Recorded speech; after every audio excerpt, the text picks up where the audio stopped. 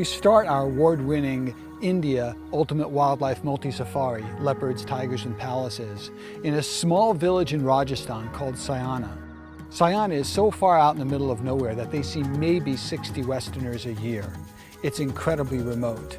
What's exciting about this area is that there's a small population of leopards in the hills around Siana, which is a small village of shepherds and sheep, and that's pretty much it.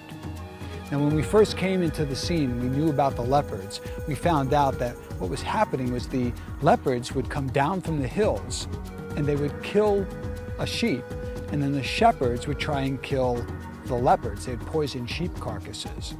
So what we did is we set up a compensation fund for the chief of the village to compensate shepherds anytime a leopard killed a sheep. Well, very quickly, we were getting hit up for money anytime a sheep died for any reason. So we realized we had to do a little bit of research.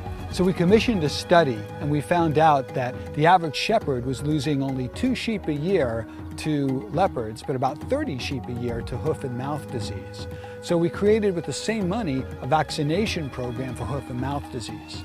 And now the shepherds are very invested in keeping the leopards alive, which is a contingency upon them getting the vaccination program for hoof and mouth disease for their sheep.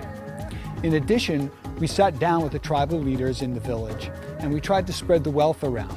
When we came into town, we asked them if they would do something special, and they said yes, and they'll invite us into their homes. They put on cooking demonstrations for us and join us at our authentic British-style safari-tented camp for authentic folk music.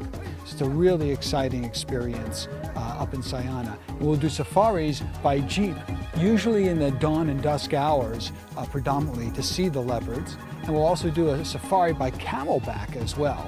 Really fun. Camels are really, really fun to ride, more so than horses.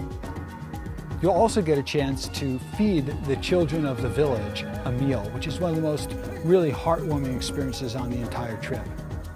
This is what makes Siana so special. You're in this village out in the middle of nowhere that rarely sees Westerners, and you've got kind of a combination of a cultural experience with an incredible wildlife experience and also a real conservation experience, because your tourism dollars are actually going to the local economy in Siana and to helping them conserve the leopards.